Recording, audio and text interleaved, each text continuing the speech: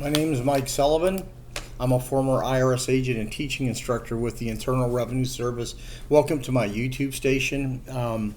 I have worked for IRS for a decade. I have been in private practice for 4 decades. I've been doing this for 50 years actually, next August. That's when I started with IRS. Anyway, I've started this YouTube station for a couple reasons, so I can inform you from an insider what you need to know. I do a lot of educational videos so you can make informative decisions. And number 3, and the most important, so you don't get ripped off. There's a lot of people out there on YouTube don't know what the hell they're doing. They're salesmen reading scripts. They want to get in your back pocket, and the sad thing is they don't even know what they're talking about unless you're speaking to a tax attorney, an enrolled agent, former IRS agent, or CPA who has a lot of experience in this field. You ain't getting it done. Also, when you call a firm, if you're talking to a salesman and not a professional, don't even believe them.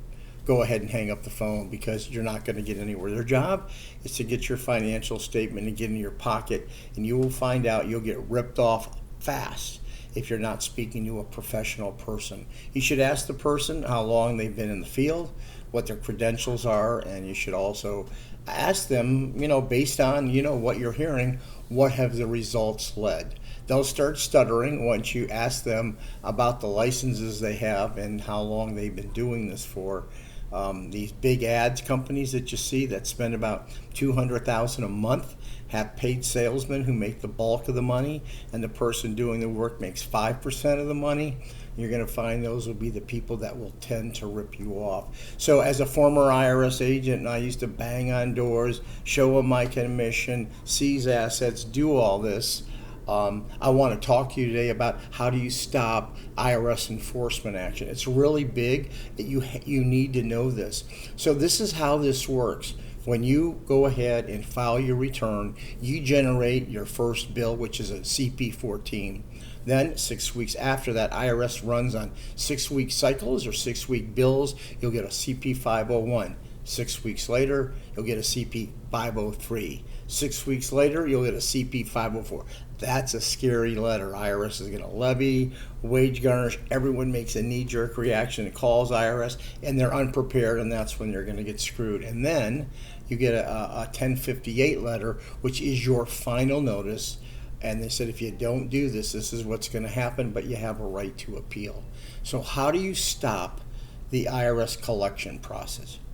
Very simple. Just make a phone call. It's that simple.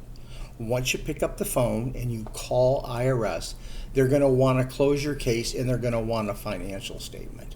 You can stop IRS enforcement the day you call them and give them a financial. The problem is, and where people get in deep doo-doo or deep woods, they don't know what to expect when they call the IRS, and that's when everyone gets in trouble.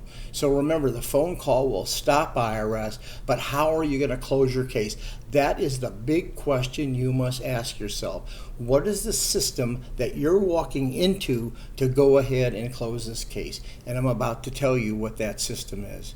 Unless you're doing an online payment agreement to pay this liability off, IRS is going to want a current financial statement on their form. The service center, the 1-800 number who sends you letters, are going to want the 433F. The revenue officer, like I was want the 433A. If you're doing offer and compromise, they want the 433A OIC. When you understand that form and you have enough counsel about that form, then at that point you can do it yourself or you hire a professional. It's very important to know when you send in that financial statement what IRS is looking for. What is the big white elephant in the room with this financial statement? That IRS is going to put you into their national standard program of expenses they allow. You may have $7,000 worth of expenses every month, but IRS says we're only going to give you $5,500 a month. That means if you give IRS, if you're making, $7,000 and IRS only allows $5,500, they want $1,500 a month from you. Yep, $1,500. So the whole key is understanding the IRS financial statement and then understanding the National Standards Program. And once you do that, you're set to call IRS and make that decision. So when we represent people, we look at your financial statement ahead of time. We make changes if we can legally, so we can get you in the best system to get you the best result. Once you give and call IRS, they will then go ahead and put a freeze on the IRS enforcement, and then they'll close your case either by currently non-collectible. They may set up a payment plan based on your financial statement, or you may be able to go ahead and do an offer and compromise to settle your debt, which is another beast itself. Look up my offer and compromise videos and you'll learn more. If you need any help, go ahead and you're welcome to call us for initial consultation.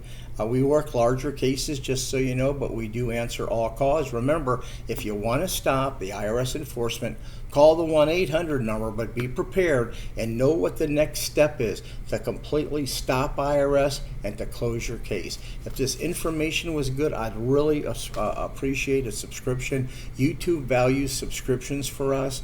Leave me a comment, tell me you don't like my hat, whatever. I'm curious to see what you think of the video. I like to change them around, but I'm here really to go ahead and help you as much as I can. No matter who you use, make sure you give them your financial statement on an IRS form so they can best serve you. Thank you very much. I appreciate your time.